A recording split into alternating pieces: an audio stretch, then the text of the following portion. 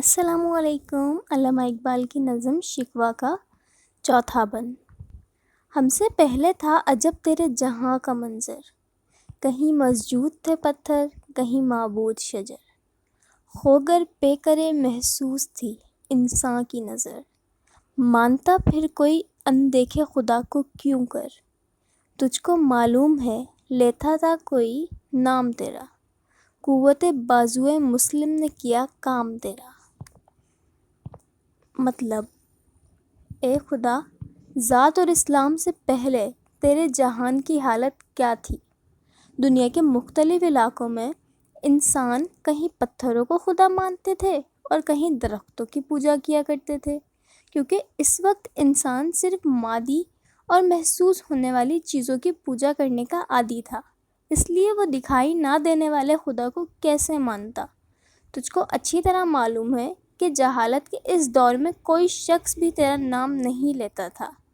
کیا یہ حقیقت نہیں کہ مسلمانوں نے اپنی قوت بازو کی بدولت گمراہ انسانوں کو تیرے نام سے آگاہ کیا تھا؟ اس بند کی تشریح۔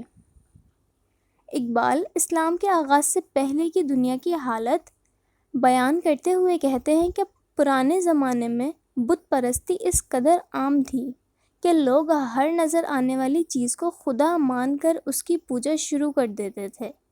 اس دور میں انسان کا شعور اس قدر پختہ نہیں تھا کہ وہ اپنے اصلی خالق کو پہچانتا اور نظر نہ آنے والے خدا پر یقین رکھتا تھا۔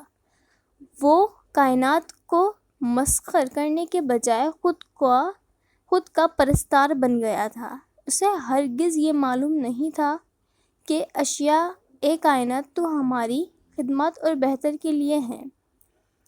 عام طور پر انسان صرف اسی شے کو مانتا رہا ہے جو اسے محسوس ہو۔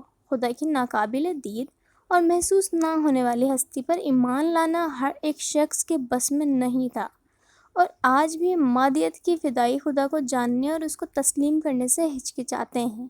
کیا یہ امر قابل تعریف نہیں کہ مسلمانوں نے اس اندیکھے خدا کو مانتے ہوئے دنیا میں اس کا نام بلند کرنے کے لیے جان کی بازی لگا دینے سے بھی دریغ نہ کیا؟